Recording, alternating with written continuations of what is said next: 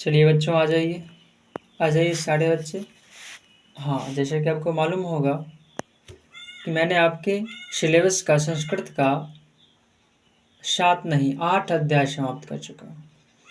मात्र 4 वीडियो में मात्र 15-15 मिनट का वीडियो रहता है। हाँ, मैंने तो पहले ही कहा था 2 घंटा मुश्किल हो गया आपकी किताब का ख़त्म होने में। तो 8 अध्याय तो समाप्त हो चुका है। 2-2 अध्याय का छोटा छोटा जानबूझ के बनाता हूँ आपकी सहूलियत के लिए। तो चलिए 9वें अध्याय पर कॉपी पेपर पेन ले लीजिए, बैठ जाइए और मेरे साथ साथ अब लिखते जाइएगा, समझते जाइएगा, सुनते जाइएगा, तो याद भी होते जाएगा। तो आपका है 9वां पाठ, देख रहे होंगे 9वां पाठ। किताब नहीं है तो कोई दिक्कत नहीं है। 9वां पाठ, चैप्टर का नाम है, अध्याय का नाम है स्वामी दयानंद। तो इसमें जो जो बात है संस्कृत में मैं सभी का निचोड़ लिखवा भी दूंगा, ये तो आपको पता ही होगा। लेकिन इसका जो मूल सारांश है वो मैं आपको हिंदी में बता देता हूँ। देखिए, स्वामी दयानंद एक समाज उद्धारक थे। स्वामी दयानंद कौन थे? तो स्वामी दयानंद एक समाज उद्धारक थे और आर्य समाज के संस्थापक भी थे। इन्होंने बाल विवाह का निवारण किया, मूर्ति पूजा का विरोध किया, स्त्री को शिक्षा दिलवाई। इन सभी कार्य को इन्होंने किया। इनका जन्म गुजरात प्रांत के, गुजरात राज्य के एक टंकारा नामक गांव में हुआ था। स्वामी दयानंद का जन्म गुजरात राज्य के टंकारा, याद रखना टंकारा, हाँ, टंकारा नामक गांव में 1824 ईस्वी को हुआ। इनके बालक का नाम, मतलब मूल नाम जो था इनका, बालकस्य नाम मूलशंकर इति कृतम्, अर्थात इनके बचपन का नाम या मूल नाम मूलशंकर था। क्वेश्चन पूछेगा कि स्वामी दयानंद के बचपन का नाम, तो याद रखना मूलशंकर। उनका परिवार जो था शिव जी का उपासक था। तो एक बार होया यूं कि उनका सपरिवार, मतलब उनके परिवार में एक वो थे और उनके माता पिता बस 3 ही थे, और कुछ भी थे, बहन। तो सपरिवार अर्थात परिवार के साथ शिवरात्रि के दिन रात्रि जागरण को देखने हेतु शिव मंदिर पर गए, क्योंकि शिव जी के उपासक थे उनके परिवार सब। तो रात्रि जागरण देखने कहाँ गए? शिव जी, हाँ, शिव जी के मंदिर रात को गए थे रात्रि जागरण देखने। तो जब रात्रि जागरण हो रहा था, भजन कीर्तन, तो भगवान भोलेनाथ जो होते हैं उनके आगे कुछ प्रसाद चढ़ा हुआ था ना, बात सुन रहे ना? हाँ, प्रसाद चढ़ा हुआ था। तो उस प्रसाद को एक मूषक खा रहा था। स्वामी दयानंद देखिए कि इस प्रसाद को मूषक खा रहा है, भगवान भोलेनाथ कुछ नहीं कर रहे हैं, लगता है इस मूर्ति में कुछ होता ही नहीं है। उसी समय से उन्हें अनास्था उत्पन्न हो गया और वो रात्रि जागरण छोड़कर घर को चले गए। तो क्वेश्चन पूछेगा, रात्रि जागरण छोड़ को मूल शंकर कहाँ गए? तो घर गए। अनास्था क्यों उत्पन्न हुआ? तो मैंने बता दिया और लिखा भी दूंगा। वो जो मूषक, हाँ, प्रसाद को जो खा रहा था, तो उसी समय अनास्था उत्पन्न हुआ। इसे डिटेल में बता दिया और लिखा भी दूंगा, ठीक ना? तो क्या हुआ? रात्रि जागरण छोड़कर स्वामी दयानंद घर चले गए और उस घटना के 2 वर्ष के अंतर में ही 2 वर्ष अंतरे तस्य प्रियायाः ससुरम निधनम जातम, उसके 2 वर्ष के अंतर में ही उनके पिताजी का निधन हो गया।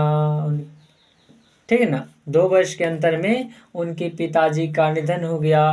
तब वो बैरागी हो गए, और जब बैरागी हो गए उसके बाद वो कहाँ गए? तो मथुरा। पूछेगा कि बैरागी होने के पश्चात स्वामी दयानंद कहाँ गए? तो मथुरा गए थे, और मथुरा में गुरु से मिले। गुरु कौन थे? तो उनके गुरु थे विरजानंद। याद रखना है, स्वामी दयानंद के गुरु विरजानंद मथुरा में मिले थे। तो उसके बाद शिक्षा और हर एक प्रकार का वेद धर्म सभी का ज्ञान उन्होंने अपने गुरु से सीखा, और विधवा विवाह, स्त्री विवाह, स्त्री शिक्षा, बाल विवाह, इस सभी का निवारण किया, मूर्ति पूजा का विरोध किया। 1875 में आर्य समाज की स्थापना उन्होंने की और 1873 में उनकी मृत्यु हो गई, उनका निधन हो गया 1883 में। याद रखिए 1875 में आर्य समाज की स्थापना हुई, किनके द्वारा? स्वामी दयानंद के द्वारा। और 1883 में DAV दयानंद एंग्लो वैदिक की स्थापना हुई, लेकिन 1883 में इनकी मृत्यु भी हुई। 1883 में स्वामी दयानंद की मृत्यु भी हुई और DAV की स्थापना भी हुई। तो DAV की स्थापना इन्होंने नहीं की, ये उनसे पहले ही इनकी मृत्यु हो चुकी थी। तो उनके जो साथी थे, कर्मचारी थे, सहयोगी थे, अनुयायियों ने मिलकर DAV की स्थापना की। तो DAV की स्थापना किसने की? तो बोल देना है स्वामी दयानंद के सहभागियों ने या कर्मचारियों ने या फिर अनुयायियों ने। तो आपका ये चैप्टर समाप्त हो गया। चलिए क्वेश्चन से मैं लिखवा देता हूँ, नोट बनवा देता हूँ। आ जाइए मेरे साथ, ले लीजिए पेपर में, उठा लीजिए। 9वां पाठ लिख लीजिए, 9वां पाठ चैप्टर का नाम लिखिए स्वामी दयानंद। फर्स्ट क्वेश्चन, स्वामी दयानंद कौन थे? तो एक समाज उद्धारक और आर्य समाज के संस्थापक। स्वामी दयानंद समाज उद्धारक और आर्य समाज के संस्थापक थे, हो गया। स्वामी दयानंद का परिवार किसका उपासक था? तो शिव जी का। स्वामी दयानंद के बचपन का क्या नाम था? तो मूल शंकर। अब देखिए जीवनी, इनका जन्म गुजरात राज्य के टंकारा नामक गांव में 1824 ईस्वी को हुआ। पता था, मैंने बताया कि स्वामी दयानंद जी का जन्म गुजरात में हुआ। गांव का नाम टंकारा और ईस्वी 1824, ठीक है ना। गुजरात राज्य में टंकारा नामक गांव में 1824 को इनका जन्म हुआ और इनका निधन 1887 ईस्वी को हो गया, ठीक। मूल शंकर रात्रि जागरण छोड़कर कहाँ गए थे? अपने घर, हाँ ठीक है। अब देखिए स्वामी दयानंद को नास्ता क्यों उत्पन्न हुआ, मैंने बता दिया था, चलिए लिख लीजिए। एक बार स्वामी जी सपरिवार शिवरात्रि को रात्रि जागरण देखने गए, बताया था मैंने कि परिवार समेत गए थे रात्रि जागरण देखने। तभी उन्होंने देखा कि मूषक भगवान शिव शंकर के आगे चढ़ाए गए प्रसाद को खा रहा था। तब उनके मन में यह विचार आया कि भगवान शंकर मूषक को दंड क्यों नहीं दे रहे, लगता है इस मूर्ति में कुछ होता ही नहीं है। तभी से वो मूर्ति पूजा के विरोधी हो गए, उनमें अनास्था उत्पन्न हुआ, ठीक है ना। उसी समय से उन्हें अनास्था उत्पन्न हुआ, लिख लीजिए अच्छी प्रकार से। यही सब कहानी है, मतलब वो सब गए थे तो मूषक प्रसाद को खा रहा था, तो देखा स्वामी दयानंद ने, नहीं लगा कुछ मूर्ति में नहीं होता, अनास्था उत्पन्न हो गया। अब देखिए अगला, स्वामी दयानंद बैरागी कब हुए? अपने पिता के निधन के पश्चात। हाँ बोले ना कि घटना जो हुआ, रात्रि जागरण छोड़कर आए थे, उसके 2 वर्ष के अंतर में ही उनके पिताजी का देहांत हो गया, तब वो बैरागी हो गए। स्वामी दयानंद के गुरु तो विरजानंद, स्वामी दयानंद के गुरु का नाम विरजानंद। अगला, अब देखिए वैरागी होने के बाद स्वामी जी अर्थात स्वामी दयानंद कहाँ गए? तो मथुरा, मैंने बताया। आर्य समाज की स्थापना कब हुई?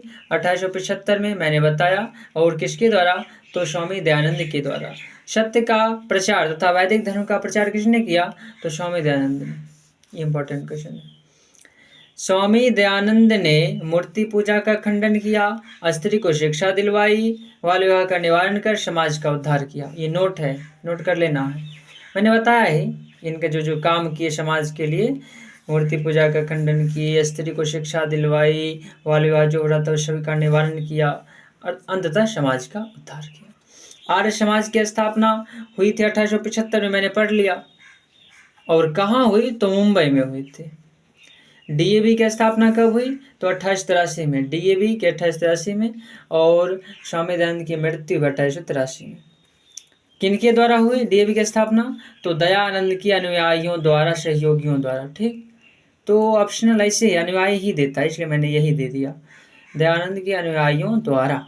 अब देखिए यहाँ DAV का फुल फॉर्म दयानंद एंग्लो वैदिक, याद कर लीजिएगा DAV। तो मैंने सब कुछ बता दिया, हर एक क्वेश्चन का आंसर बस लिख कर याद कर लीजिए। इति 9वां अध्याय समाप्त।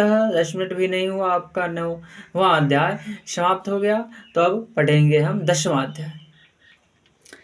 देखिए आपका 10वां अध्याय है आपके संस्कृत का, देख रहे होंगे।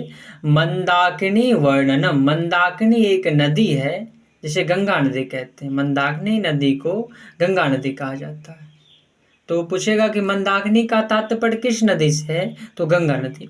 तो होता यूं है, जब वनवास जा रहे थे प्रभु श्री राम, माता सीता और लक्ष्मण के साथ, तब वो चित्रकूट को गए और मंदाकिनी नदी पर पहुंचे थे।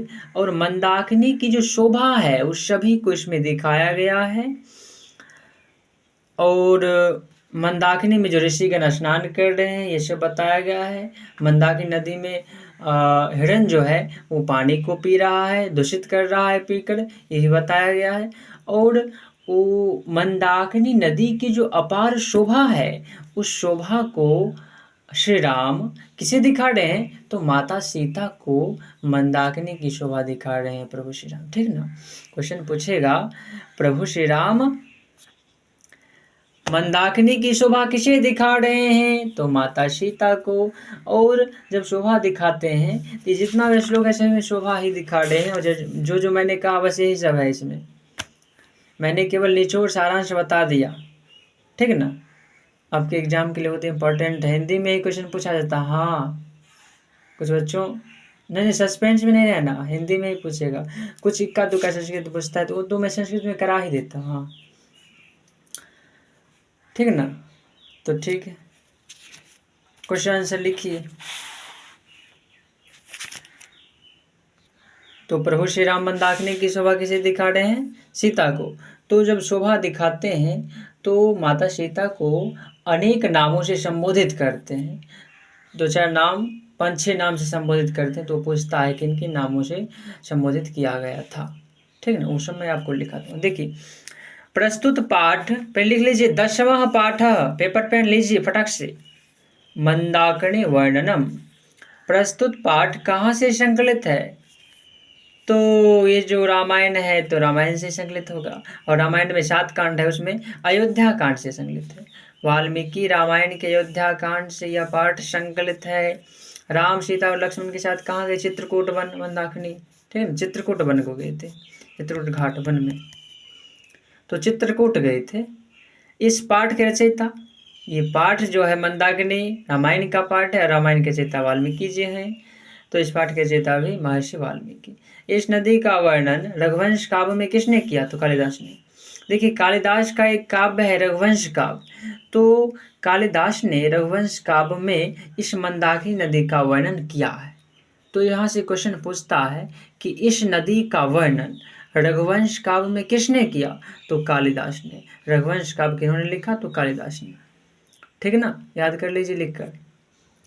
सभी आपकी किताब का ही है। हाँ, मैंने केवल निचोड़ निकाल रखा है आपके, हाँ आपकी सहूलियत के लिए, दिक्कत ना हो। हाँ ठीक है। देखिए मंदाकिनी नदी से किस नदी का तात्पर्य है, मैंने बताया गंगा नदी। प्रस्तुत श्लोक किस प्रकार लिखा गया, हाँ ये इंपॉर्टेंट है। ये जितना भी श्लोक 10 श्लोक है, तो किस प्रकार लिखा गया है, तो अनुष्टुप छंद में लिखा गया है, अनुष्टुप छंद में।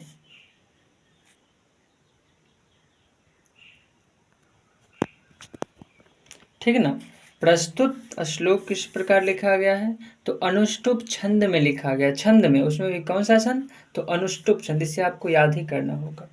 अब देखिए अगला, श्री राम मंदाकिनी की शोभा किसे दिखा रहे हैं, तो सीता को। इस पाठ में प्रकृति की सुंदरता का वर्णन है, ये नोट थोड़ा कर लेना है कि इस पाठ में प्रकृति में जो सुंदरता है उसी का वर्णन किया गया है।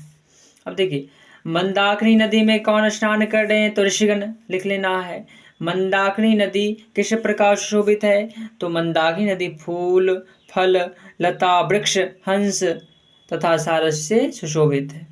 मंदाकिनी नदी मतलब कुछ लताएं हैं, फल है, फूल है, थोड़ा वृक्ष है, हंस है, उसमें सारस है, इस सभी से हमारे जो मंदाकिनी नदी है वो सुशोभित है। तो पूछता है कि किस प्रकार सुशोभित है, तो कह देना है कि फल, फूल, लता, वृक्ष, हंस तथा सारस से सुशोभित है। लिखकर याद कर लीजिए। देखिए श्री राम माता सीता को किन किन नामों से संबोधित करते हैं, 2 नंबर का प्रश्न है इसे। देखिए हे सीते, हे प्रिय, हे तनुमध्य, हे कल्याणी, हे शोभने, हे विशालाक्षी, 6 नामों से सुशोभित करते हैं। संबोधित करते हैं।